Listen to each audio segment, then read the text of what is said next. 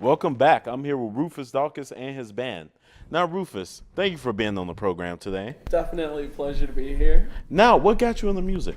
Honestly, when I was younger, I was one of those kids that stayed inside all day. I get motion sickness from video games, so I picked up a guitar, and I'm glad I did. Oh, that's awesome. Now, explain to me, why are these two guys with you? These lovely gentlemen are literally my rock, my backbone. They're there for me 24/7 always. I love these guys. Layne Robertson, my guitarist. Ian Hess, he's filling in on bass today. He came in clutch last minute. And then Ivan Ayala, partner in crime, drummer extraordinaire. That's awesome. So there's a funny story about why Ian is here and actually what he had to do to come here. Ian, do you mind telling that to us? I got a call last night asking if I was free tomorrow and if I wanted to play a show with Rufus Dawkins' band, and I learned about 4 songs. Probably in one night? Midnight. Yeah, last night I learned them. So we'll see how this goes. I'm pretty confident with it. But See, I've asked my friends favors, Rufus, but what made you know that he would come through with that one? I just know he's a talented musician. I've seen him with his band, Fuzzrug, actually live multiple times, and he's always blown me away. So the fact that he got everything down, I'm just grateful for him.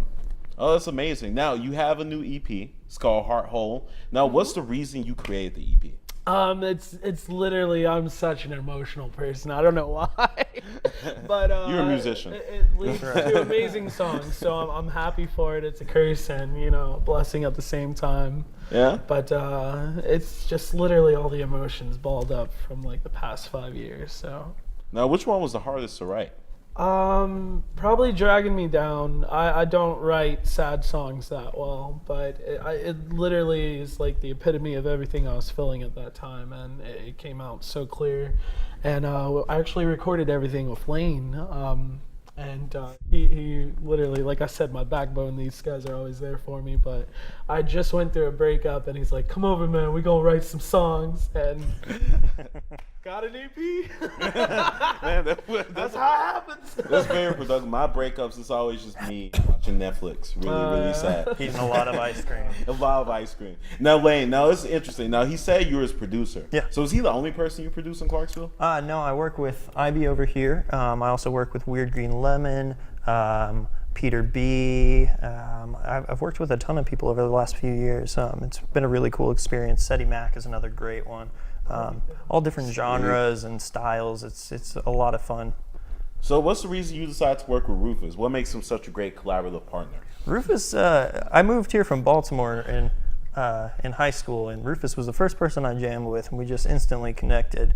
And so when I started buying my audio equipment, because I went from playing guitar to producing and engineering, he was the first person I thought of. And so we started experimenting and just working together and learning together about the experience. That's amazing. I was really bad back then. I just wanted to So was I. So was I. So the fact that he stuck around. So was that rough, like the first few years? Yeah, I believe it's like that with any instrument, but as long as you like actually stick to it, keep at it every day, you eventually get better, and I'm living proof of that, Yeah, what's the inspiration behind the guitar? Because, for example, even Ivan does like the drums and things of that nature. So why the guitar speaks to you as a person? I actually got my first guitar in the 6th grade, and I used to watch a lot of, I forget the exact channel, but a lot of documentaries on musical artists. So like I watched, I think it was a Hendrix documentary, Jimi Hendrix. Oh yeah. And then, I learned how you're stationed at Fort Campbell and all this other stuff. And I mean, it was like, green light go, Yeah. and never look back. He was a terrible soldier, by the way. Great at music. Hey, he's a good musician. Yeah, he was awful. I'd probably be a terrible soldier, I think we all would. So is he your main inspiration? Like, is he the person whose career you're trying to emulate? I would say at the very beginning, I was like, I want to be that. But as, when you're first starting out, you can't do exactly all that. So, he literally has a court named after him. That's pretty major. Yeah, I literally made, I guess my own style, we mix genres, which is something you guys are hearing, Yeah. And I think you'll enjoy it a lot. We made it our own. Yeah, so what made you even want to mix genres? I grew up listening to rap music. but when, you know, I first started playing guitar, you can only learn like rock, stuff like that. And, you know, my heart was always with what I grew up listening to. So we just smashed them together, combined them. And that is our sound, really, pretty much. Yeah. So how do you build collaborators around that?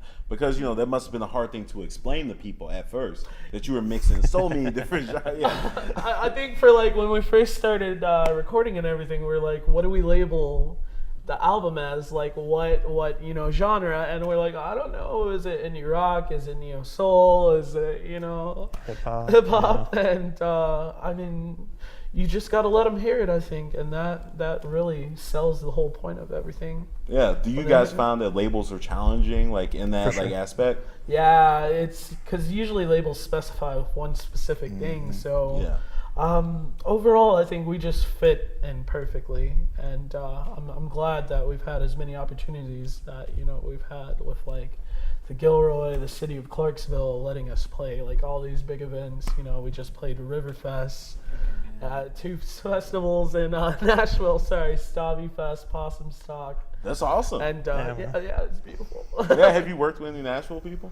A couple actually. I mean, it's more of they see you and they're like, "Yo, you got something," you know, and write a song together. Stuff like that just happens naturally and beautifully.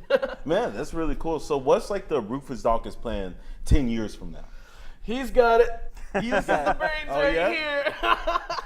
Don't put that pressure on me. That's a lot of pressure, Layne. If he's not rich in 10 years, we're fighting. Yeah, for sure, yeah. And suing me for all the and suing everything. Yeah. That's happening regardless. Yeah. I'm just kidding. Right, of course. Man, we just want to keep recording, writing, playing shows. I think some traveling.